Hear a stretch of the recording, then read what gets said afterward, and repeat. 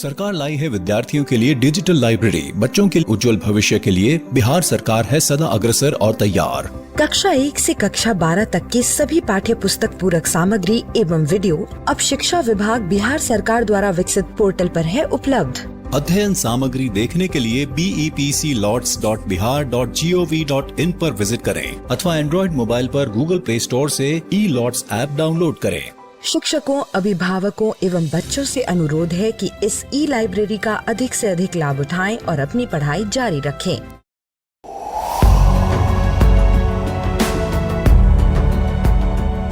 छठी से 10वीं कक्षा के विद्यार्थी ध्यान से सुने। खास आपके लिए हैं इंस्पायर अवार्ड्स मानक।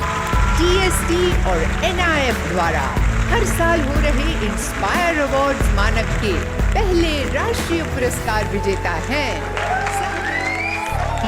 विजेता आप भी हो सकते हैं, इसलिए किसी भी क्षेत्र में साइंस और टेक्नोलॉजी पर आधारित अपने इनोवेटिव आइडियाज के साथ तैयार हो जाइए।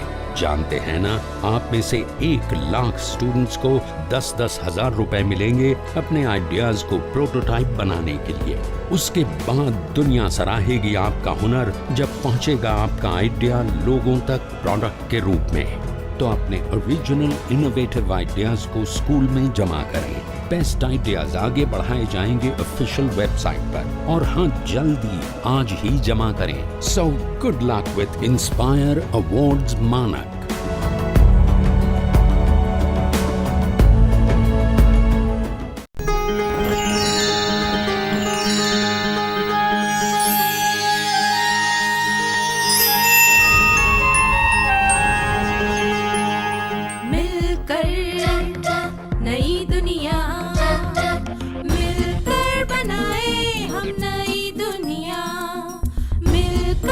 जीत ले हम सारी दुनिया।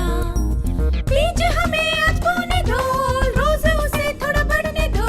छू लेंगे आकाश हम, मन के विचार हकीकत बने। सिद्धि फल से आनंद देंगे, कोशिश कर बढ़े, सोच बुलंद करे।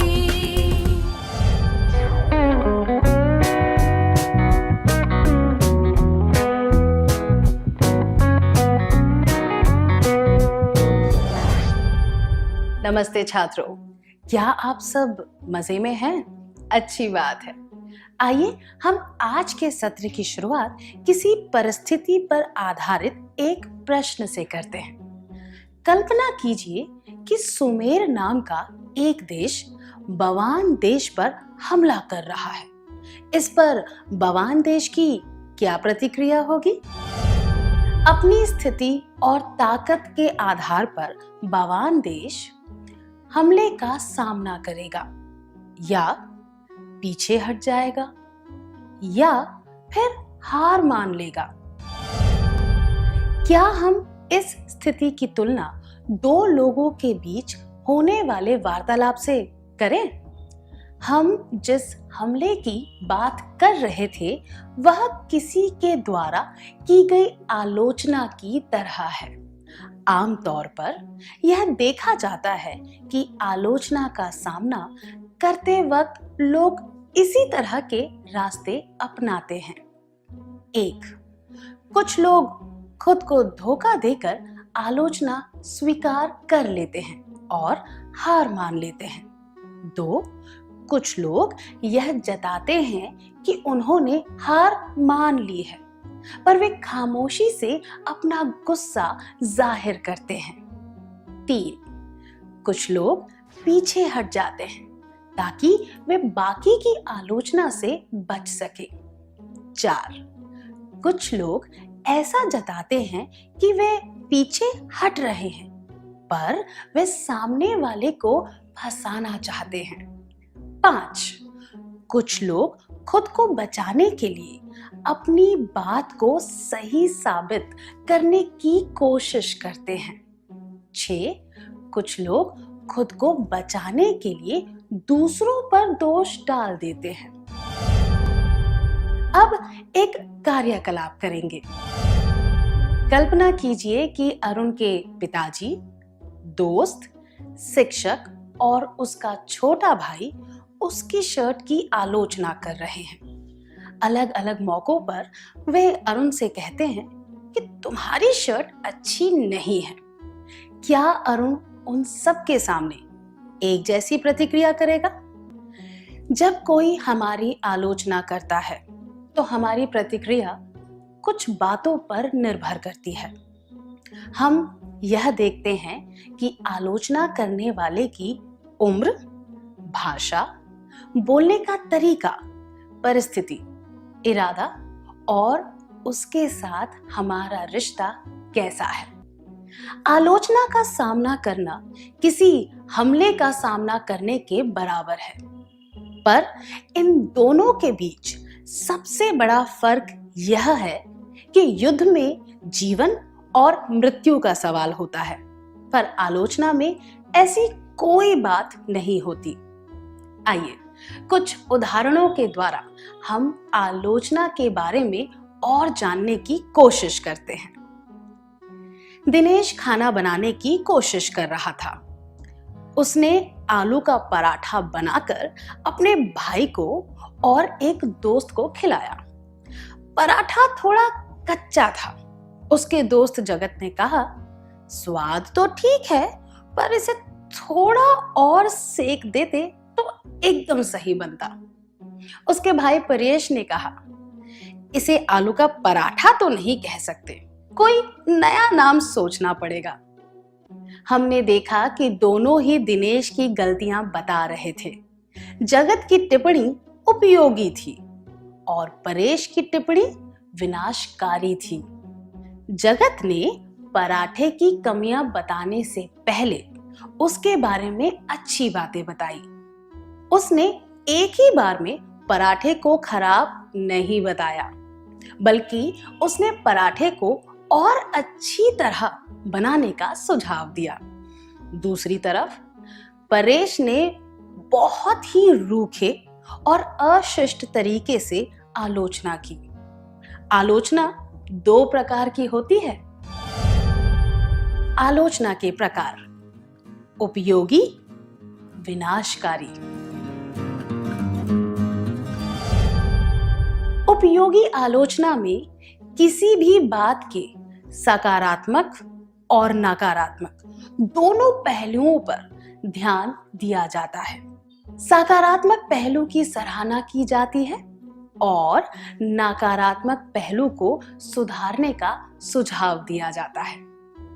विनाशकारी आलोचना में केवल कमियों पर ध्यान दिया जाता है।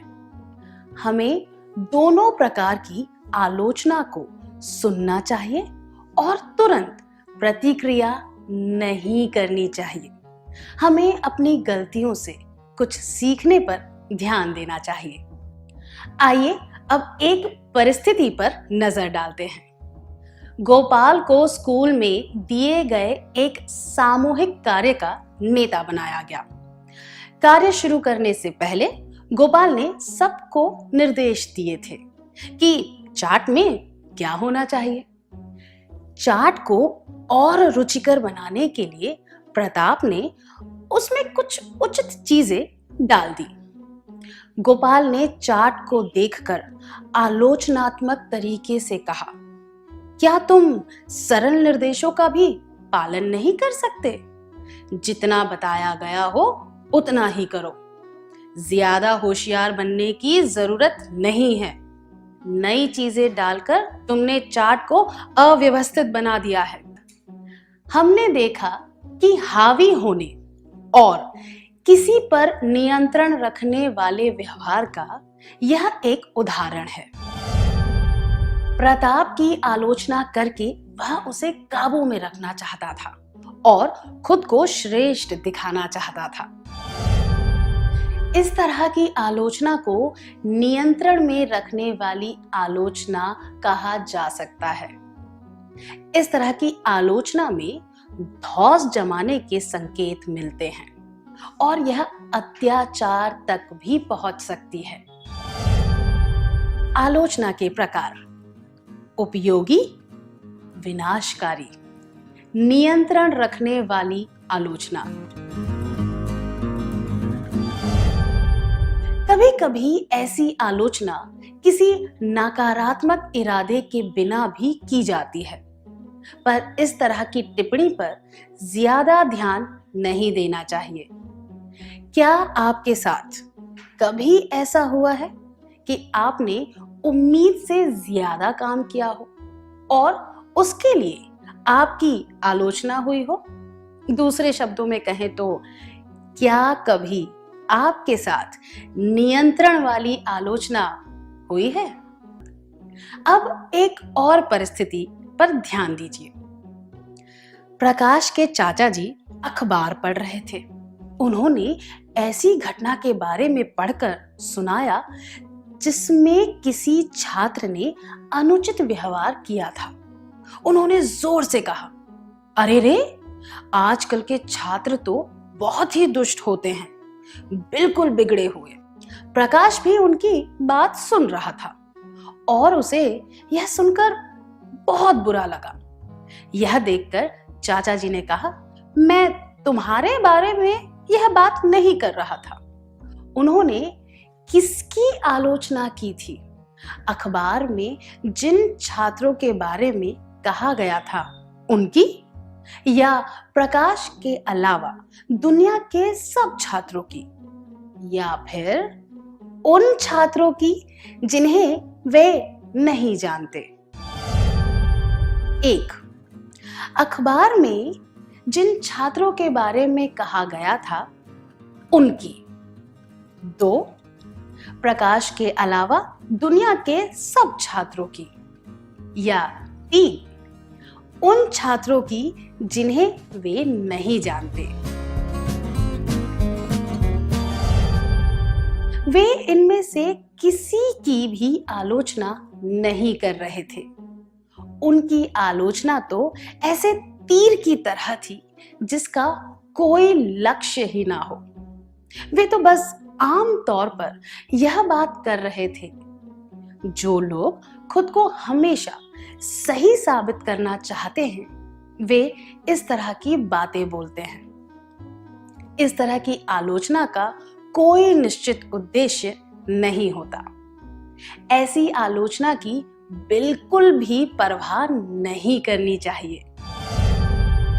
आलोचना के प्रकार: उपयोगी, विनाशकारी, नियंत्रण रखने वाली आलोचना, बिना किसी इरादे के। अब एक और कार्यकलाप करेंगे। इस चित्र को देखिए। अब आपको बिना कुछ सोचे इस चित्र की आलोचना करनी है। आलोचना करने का कोई भी कारण या प्रमाण नहीं देना है। यह भी एक तरह की आलोचना है। इसे हम आदत से मजबूर होकर की गई आलोचना कह सकते हैं। कुछ लोगों की आदत होती है कि वे हर बात पर टिप्पणी करते हैं। वे हमेशा नकारात्मक पहलुओं पर ध्यान देते हैं। वे जल्दी से यह बता देते हैं कि कौन सी बात सही नहीं है। यह उनका स्वभाव होता है। वे इस आदत से दूर नहीं रह पाते। इस तरह की आलोचना पर भी बिल्कुल ध्यान नहीं देना चाहिए।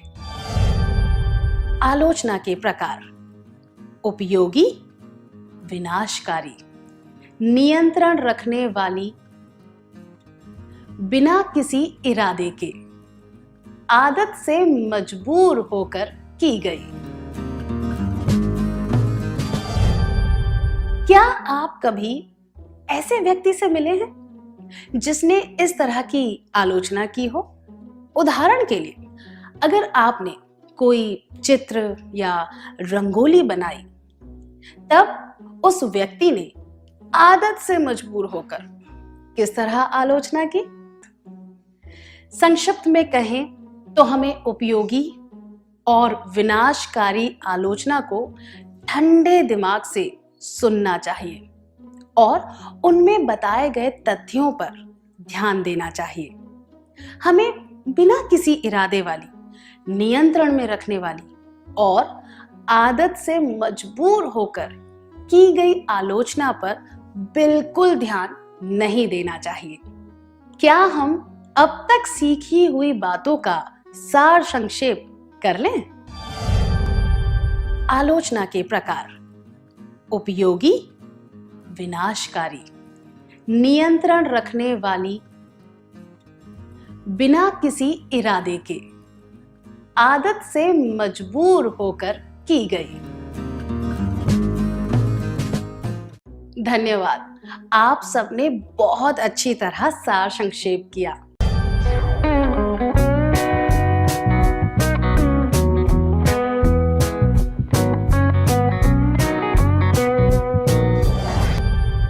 आलोचना करना तो मनुष्य के स्वभाव में है। जैसे गलती इंसानों से ही होती है, वैसे आलोचना करना भी मनुष्य की प्रकृति है। यह समझना बहुत जरूरी है कि लोग आलोचना क्यों करते हैं या फिर कौन सी बात उन्हें आलोचना करने के लिए उकसाती है। अब एक परिस्थिति पर ध्यान दीजिए। कमलेश को स्कूल के बागवानी दल का सदस्य बनाया गया था। सारे सदस्य यह चर्चा कर रहे थे कि वे बागवानी कैसे करेंगे और सारी जिम्मेदारियां किस तरह बांटेंगे। एक व्यक्ति ने कहा, कमलेश एक अच्छा नेता बन पाएगा या नहीं। उसने यह कहा क्योंकि कमलेश ने पहले एक कार्य अच्छी तरह नहीं किया था।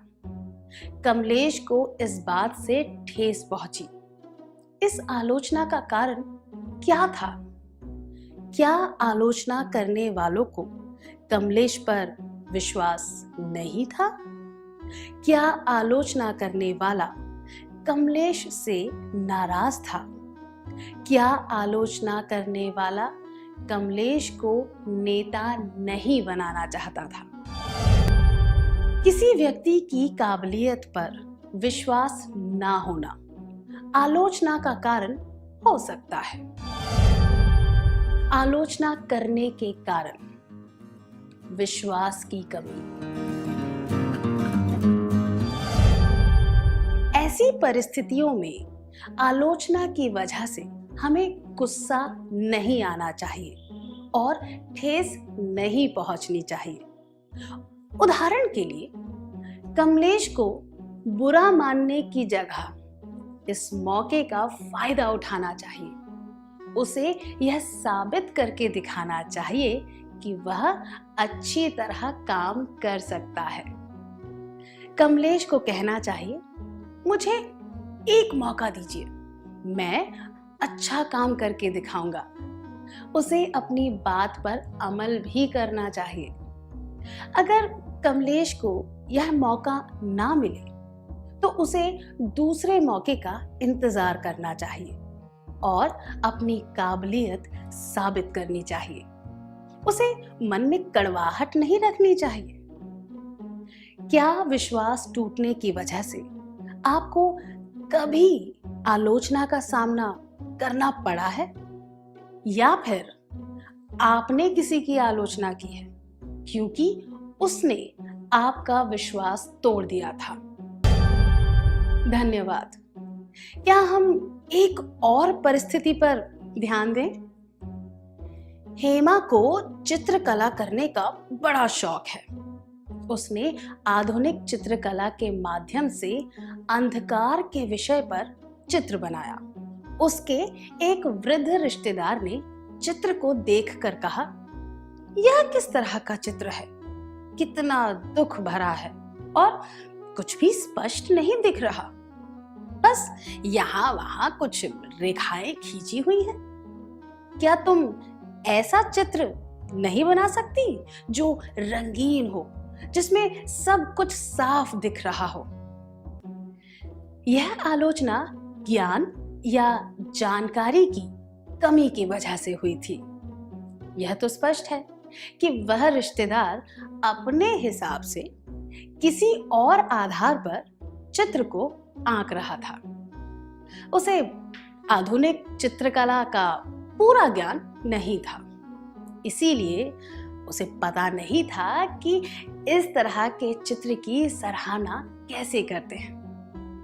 हमने इससे क्या सीखा? कई बार आलोचना की शुरुआत ज्ञान या जानकारी की कमी की वजह से होती है। आलोचना करने के कारण विश्वास की कमी, ज्ञान या जानकारी की कमी। हेमा को इस बात का आभास होना चाहिए और उस रिश्तेदार की बात का बुरा नहीं मानना चाहिए, बल्कि हेमा को उन्हें आधुनिक चित्रकला से परिचित करवाना चाहिए। अब अगली परिस्थिति पर ध्यान देते हैं। आमिर और मंजीत हमेशा कक्षा के प्रथम स्थान को प्राप्त करने की स्पर्धा में होते हैं। अर्धवार्षिक परीक्षा पूरी हुई ही थी और हिंदी की शिक्षिका सबकी उत्तर पुस्तिका बांट रही थी। हमेशा की तरह कक्षा के सामने सबसे अच्छे निबंध पढ़े जाने वाले थे, ताकि दूसरे छात्रों को इससे फायदा हो सके। जब मंजीत का निबंध पढ़ा जा रहा था, तब उसने आमिर को कहते हुए सुना, मेरा निबंध इससे तो अच्छा ही था। आमिर ने मंजीत के निबंध की आलोचना क्यों की? विश्वास की कमी, ज्ञान की कमी या ईर्ष्या की वजह से? 1. विश्वास की कमी। 2. ज्ञान या जानकारी की कमी। 3. ईर्ष्या। आमिर ने ईर्ष्या की वजह से मंजीत की आलोचना की। उसकी बात में पूरी सच्चाई नहीं थी। मुकाबला करने की भावना और खुद में कोई कमी महसूस करने की वजह से लोग ईर्ष्या करने लगते हैं। इस ईर्ष्या की वजह से लोग दूसरों की आलोचना भी करने लगते हैं। आलोचना करने के कारण विश्वास की कमी, ज्ञान या जानकारी की कमी, खुद में कोई कमी महसूस होने की वजह से ईर्ष्या। इस बात की जानकारी होने से हम आलोचना को सही तरीके से समझ पाते हैं। अगर हमें पता हो कि कोई व्यक्ति ईर्ष्या की वजह से आलोचना कर रहा है, तो हमें बेकार में परेशान नहीं होना चाहिए। निशा, जूली और अजय एक प्रश्न प्रतियोगिता जीतने के बाद घर लौट रहे थे। वे अपने अनुभव के बारे में बात कर रहे थे। अजय ने कहा, जूली ने कठिन सवालों के सही जवाब दिए, उससे हमें बहुत मदद मिली। निशा ने तुरंत कहा, यह मत भूलो कि उसने 2 गलत जवाब भी दिए थे। अगर मैं कुछ सवालों के जवाब समय पर नहीं देती तो हम हार जाते। अब इस परिस्थिति पर ध्यान दीजिए। वीणा और उसके दोस्त हर 2 महीने में एक बार अपनी कक्षा की एक पत्रिका प्रकाशित करते हैं। वे उस पत्रिका के पहले पन्ने पर हमेशा एक ही चित्र लगाते हैं। जब वीणा ने कहा, इस बार पत्रिका का चित्र बदल देना चाहिए, तो उसके सब दोस्तों ने कड़ी आलोचना की। वीणा को यह बात अच्छी नहीं लगी। आपको क्या लगता है, इस आलोचना का क्या कारण था? क्या इसका कोई कारण नहीं था? जानबूझकर वीणा की आलोचना करने की इच्छा या फिर परिवर्तन का विरोध? 1. कोई कारण नहीं। 2. वीणा की आलोचना करने की इच्छा। 3. परिवर्तन का विरोध। सही कहा, इसका मुख्य कारण है परिवर्तन का विरोध करने की आदत। आलोचना करने के कारण विश्वास की कमी, ज्ञान या जानकारी की कमी, खुद में कोई कमी महसूस होने की वजह से ईर्ष्या, परिवर्तन का विरोध करने की आदत, बदलाव को आते देख लोग हमेशा संकोच जताते हैं। परिवर्तन के प्रति उनकी पहली प्रतिक्रिया आलोचना के रूप में होती है।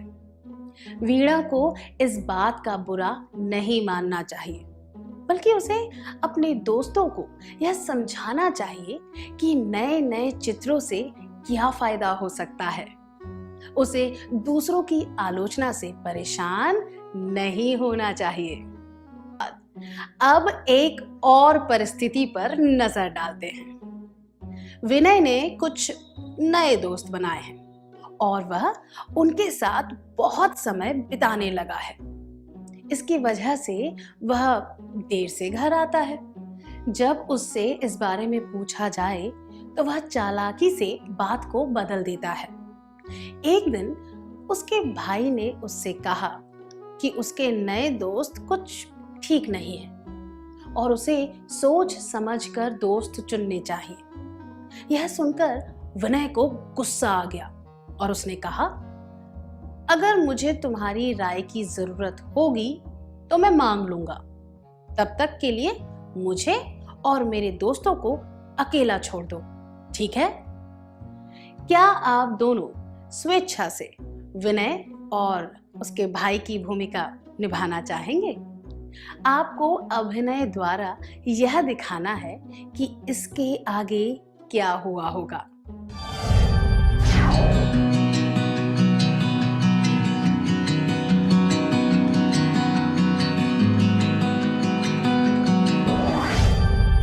विनय अपने भाई की आलोचना पर ज्यादा ध्यान दे रहा है और असली मुद्दे के बारे में नहीं सोच रहा। आलोचना करने के कारण विश्वास की कमी, ज्ञान या जानकारी की कमी, खुद में कोई कमी महसूस होने की वजह से ईर्ष्या, परिवर्तन का विरोध करने की आदत, सच्ची फिक्र। अगर वह समझ जाता कि उसके भाई को उसकी फिक्र है तो वह आलोचना के सकारात्मक पहलू को देख पाता। उसका भाई उसकी गलतियां निकालने के लिए आलोचना नहीं कर रहा था। इस तरह की परिस्थितियों में आलोचना एक राय की तरह होती है। इस आलोचना का मकसद शिकायत करना नहीं होता। इसीलिए यह जानना जरूरी होता है कि आलोचना करने के पीछे उस व्यक्ति का मकसद क्या है। सच्ची फिक्र की वजह से की गई आलोचना को स्वीकार कर लेना चाहिए। क्या हम अब तक सीखी हुई बातों का सार संक्षेप कर लें? आलोचना के प्रकार: 1. उपयोगी, 2. विनाशकारी, 3. नियंत्रण में रखने वाली, 4. बिना किसी इरादे के, 5. आदत से मजबूर होकर की गई। आलोचना करने के कारण विश्वास की कमी, ज्ञान या जानकारी की कमी, खुद में कोई कमी महसूस होने की वजह से ईर्ष्या, परिवर्तन का विरोध करने की आदत, सच्ची फिक्र। आलोचना का सामना कैसे करें? आलोचना करने वाले को समझाना या जानकारी देना, आलोचना के इरादे यानी मकसद को समझना, आलोचना की परवाह ना करना, परिवर्तन की अहमियत समझना, आलोचना करने वाले को विश्वास दिलाना।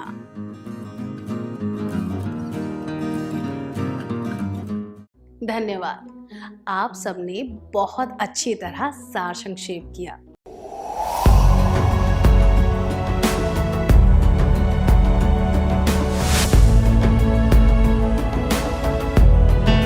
नमस्कार। आप शिक्षकों द्वारा दी गई अच्छी शिक्षा से आज लाखों विद्यार्थी इनोवेशंस कर रहे हैं। उन सभी को इंस्पायर अवार्ड्स मानक में हिस्सा लेने प्रोत्साहित कीजिए। करना है इतना कि आपके विद्यालय के 6ठी से 10वीं कक्षा के छात्र और छात्राएं साइंस और टेक्नोलॉजी पर आधारित अपने इनोवेटिव आइडियाज आपके पास जमा करें, ताकि वो DST और NIF द्वारा आयोजित इंस्पायर अवार्ड्स मानक प्रतियोगिता में हिस्सा ले सकें। 1 लाख छात्रों को 10-10 हजार रुपए मिलेंगे अपने आइडियाज को प्रोटोटाइप्स बनाने के लिए। फिर छात्र डिस्ट्रिक्ट, स्टेट और नेशनल लेवल पर अपने इनोवेशंस को दिखाएंगे। फिर प्राइजेस और सम्मान पाएंगे।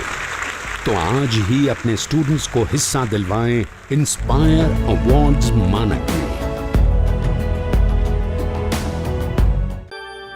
नमस्ते छात्रों, आप सबसे फिर से मिलकर खुशी हुई। आशा है कि अब आप आलोचना को ठीक से समझने लगे होंगे। आइए आज के सत्र की शुरुआत एक कहानी से करते हैं। नीलम एक शिल्पकार की कार्यशाला देखने गई। उसने अंदर जाने से पहले अपनी चप्पल एक पत्थर पर उतार कर रख दी। उसने सारी मूर्तियों को बहुत ध्यान से देखा और उनकी सुंदरता को सराहा। उसे किसी मूर्ति में बना एक सितार बहुत पसंद आया। शिल्पकार नीलम को उस सितार की खूबियों के बारे में बताने लगा। कार्यशाला में घूमने के बाद नीलम फिर से दरवाजे पर पहुंच गई, जहां उसने अपनी चप्पल उतारी थी। नीलम ने देखा कि उस पत्थर पर कुछ निशान बने हुए थे। शिल्पकार ने पत्थर की तरफ देखते हुए कहा, मैंने इस पत्थर पर सितार बनाना शुरू किया था, पर यह पत्थर हथौड़े की मार नहीं सह सका। इसीलिए मैंने दूसरे पत्थर पर हथौड़े से मारना शुरू किया। आपने इस कहानी से क्या सीखा? 1.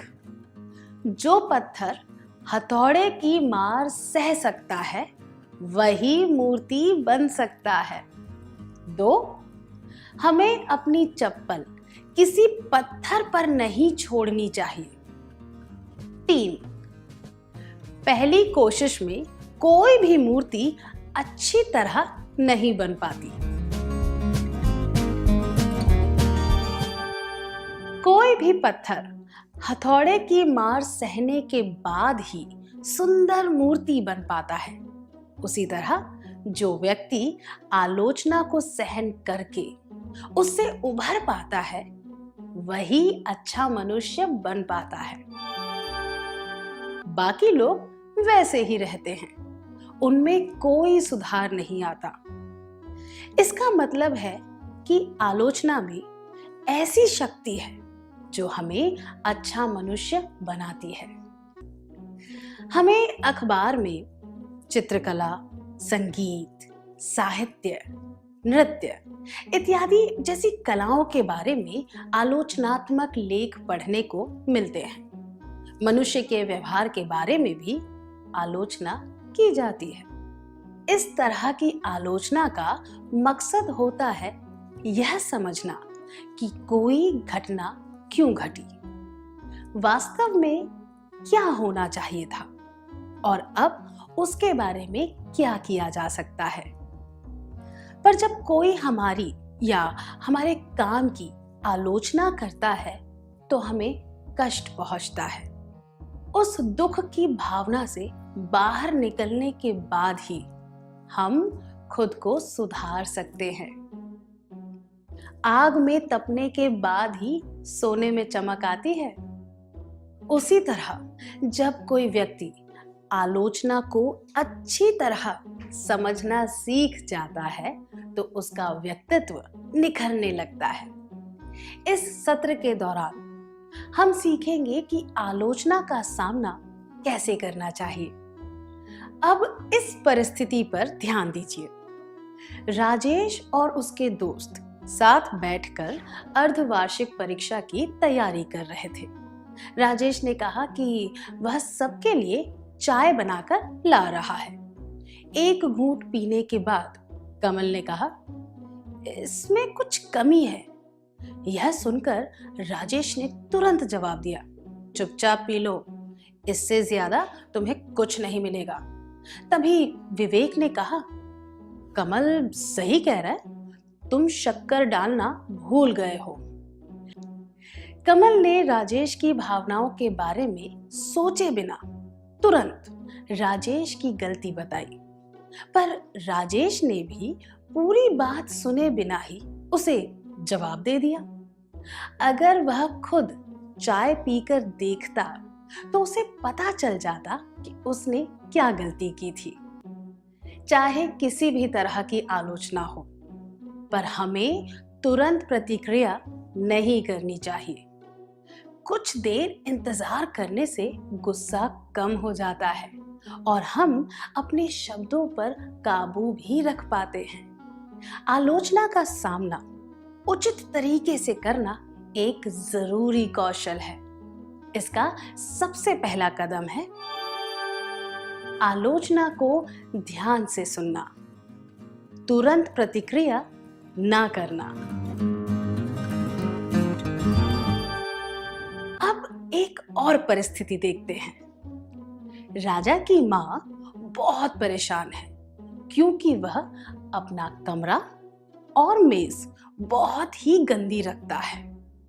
जब उसकी माँ ने यह बात उसे बताई तो उसने जवाब दिया, आपको मेरे दोस्त का कमरा देखना चाहिए, उसके बाद आप मेरे कमरे के बारे में शिकायत करना छोड़ दोगे। राजा ने ऐसा क्यों कहा? अपनी गलती छुपाने के लिए, या इसलिए कि उसकी माँ और परेशान ना हो, या फिर इसलिए कि इस उम्र के छात्रों के कमरे ऐसे ही होते हैं? 1. अपनी गलती छुपाने के लिए। 2. ताकि उसकी माँ और परेशान ना हो। 3. क्योंकि इस उम्र के छात्रों के कमरे ऐसे ही होते हैं।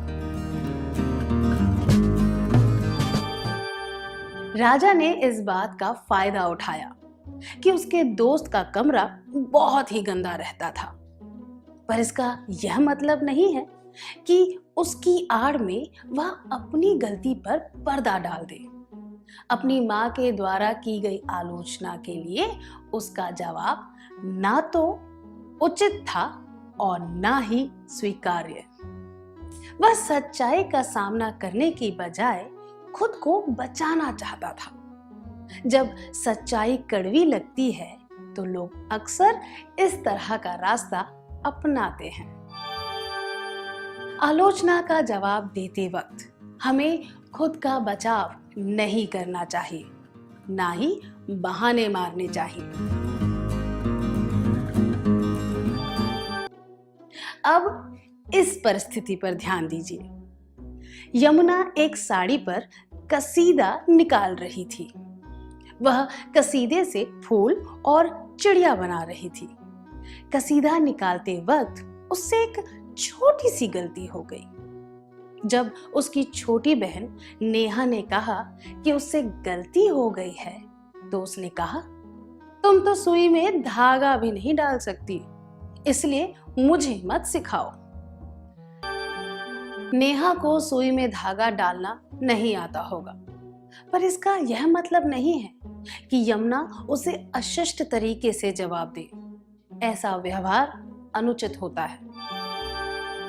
आलोचना का जवाब देने का यह सही तरीका नहीं है। जो व्यक्ति आपकी गलती बता रहा हो उस पर अपने शब्दों से इस तरह हमला नहीं करना चाहिए। यह अशिष्ट होता है और बचकाना लगता है। आलोचना का सामना करते वक्त हमें आक्रामक तरीके से जवाब नहीं देना चाहिए। अब एक और परिस्थिति देखते हैं। अखिल शाम को 7 बजे संगीत सीखने जाता है। स्कूल से 4 बजे लौटकर वह थक गया था और थोड़ा आराम करना चाहता था। वह नाश्ता करके टीवी देखने बैठ गया। वह टीवी देखने में इतना खो गया कि उसे समय का ख्याल ही नहीं रहा। अचानक उसने देखा कि 6:45 बज गए हैं। वह तुरंत संगीत क्लास के लिए निकला और वहां 7:15 बजे पहुंचा। संगीत के शिक्षक उस पर गुस्सा हुए। देरी से आने के लिए उन्होंने उसे गैर जिम्मेदार कहा। उसे क्या करना चाहिए?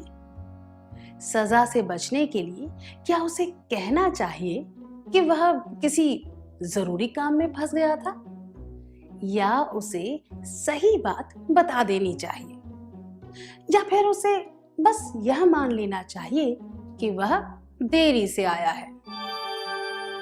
1. कहना चाहिए कि वह किसी जरूरी काम में फंस गया था। 2. सही बात बता देनी चाहिए। 3. उसे यह मान लेना चाहिए कि वह देरी से आया है। यह कहने का कोई फायदा नहीं कि वह देरी से आया है, क्योंकि यह तो शिक्षिका को पता ही है। इसीलिए यह जवाब अनुचित है। अखिल अपनी गलती की वजह से देर से आया था, इसीलिए उसे देर होने का सही कारण बता देना चाहिए और आलोचना से बचने के लिए झूठ नहीं बोलना चाहिए। उसे सही कारण बताते हुए अपनी गलती स्वीकार कर लेनी चाहिए। जब किसी भी परिस्थिति में आलोचना का सामना करना पड़े तो अपनी गलती स्वीकार करके ईमानदारी से जवाब देना चाहिए। खुद को बचाने की या आक्रामक तरीके से जवाब देने की कोशिश नहीं करनी चाहिए। आलोचना का सामना करते वक्त ईमानदारी से जवाब देना चाहिए। अपनी गलती मान लेनी चाहिए। अब एक और परिस्थिति पर ध्यान देते हैं। सीता ने बाल्टी में अपने कपड़े भिगो कर रखे थे। उसने देखा कि उसके सफेद कुर्ते पर गुलाबी रंग के धब्बे हो गए थे। ठीक से देखने पर उसे पता चला कि उसकी बहन नीता ने अपना गुलाबी सलवार उसी बाल्टी में भिगो दिया था। उसने गुस्से में आकर नीता से कहा, क्या तुम इतनी बेवकूफ हो? तुम्हें पता नहीं चलता कि बाल्टी में क्या डालना चाहिए? तुमने मेरा इतना अच्छा कुर्ता बिगाड़ दिया। यह सुनकर नीता को भी गुस्सा आ गया और उसने जवाब देते हुए कहा, अगर तुम इतनी ही समझदार हो तो तुमने बाल्टी में अपना कुर्ता सबसे पहले क्यों डाला?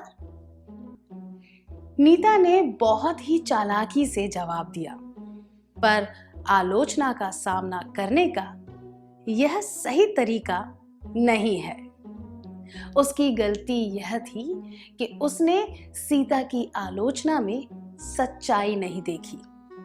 सीता ने भावुक होकर आलोचना की, पर उसकी बात सही थी। नीता को अपनी सलवार भिगोने से पहले यह देख लेना चाहिए था कि उसका रंग निकलता है या नहीं। लापरवाही या फिर अज्ञानता की वजह से उससे ऐसा हो गया।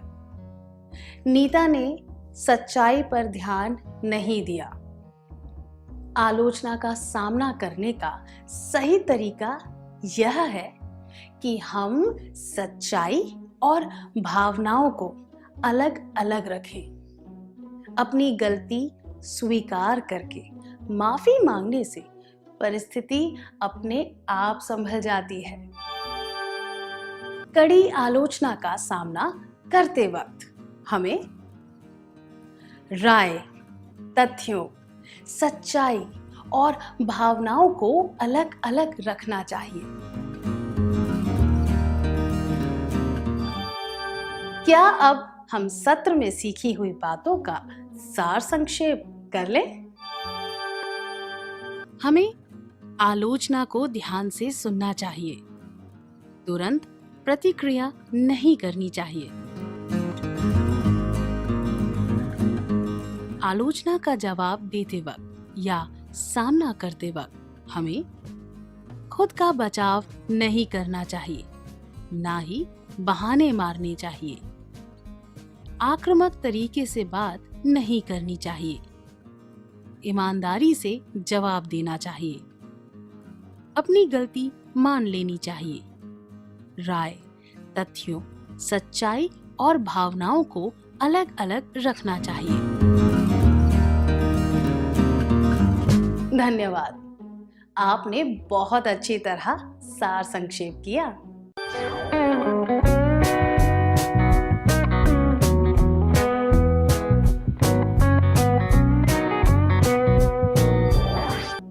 पिछले सत्र में हमने सीखा था कि आलोचना का सामना कैसे करते हैं। अब हम सीखेंगे कि आलोचना का सामना करने के लिए किन गुणों की आवश्यकता होती है। अब आपके लिए एक प्रश्न है। आप में से कितने लोगों को खुद की प्रशंसा सुनकर अच्छा लगता है? कृपया अपने हाथ खड़े कीजिए।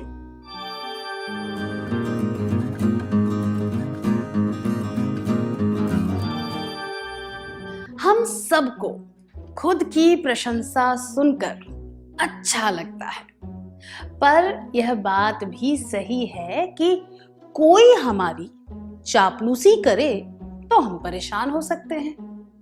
अब अगला प्रश्न, हम में से कितने लोगों को खुद की आलोचना सुनना अच्छा लगता है?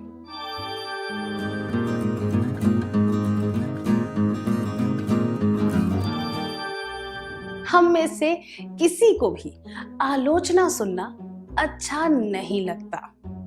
मनुष्य का स्वभाव ही ऐसा होता है कि उसे आलोचना पसंद नहीं आती। जैसे कि एक कहावत में बताया गया है, अगर आप किसी को अपना दुश्मन बनाना चाहते हैं तो बस उससे इतना कह दीजिए कि वह गलत है। आलोचना को धैर्य से सुनने और समझने के लिए बहुत हिम्मत चाहिए। आलोचना को ठीक से समझने के लिए हमें कुछ आवश्यक गुण होने चाहिए। क्या हम यह जानने की कोशिश करें कि वे गुण कौन से हैं? इस परिस्थिति पर ध्यान दीजिए।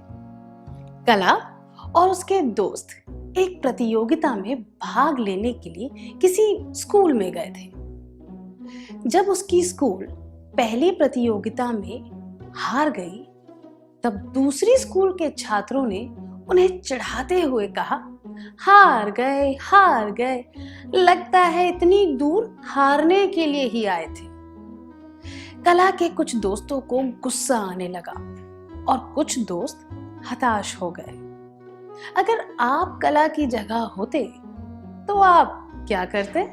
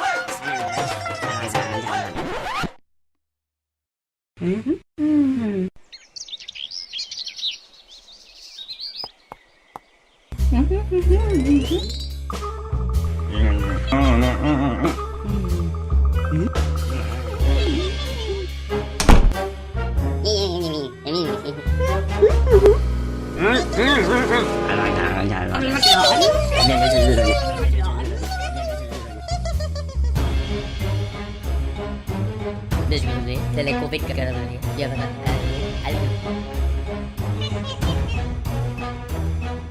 नए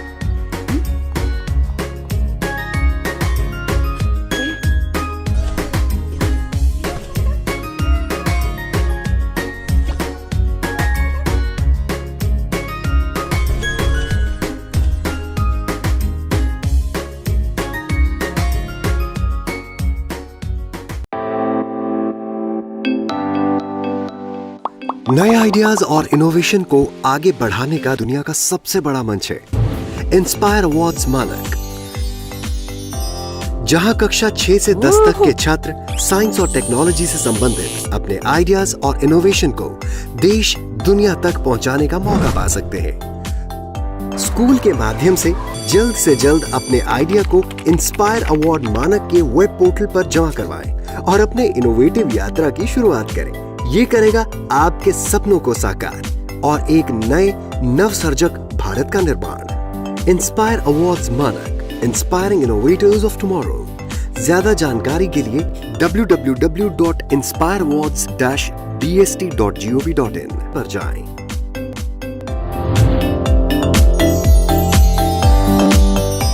सरकार लाई है विद्यार्थियों के लिए डिजिटल लाइब्रेरी। बच्चों के उज्जवल भविष्य के लिए बिहार सरकार है सदा अग्रसर और तैयार। कक्षा 1 से कक्षा 12 तक की सभी पाठ्य पुस्तक पूरक सामग्री एवं वीडियो अब शिक्षा विभाग बिहार सरकार द्वारा विकसित पोर्टल पर है उपलब्ध।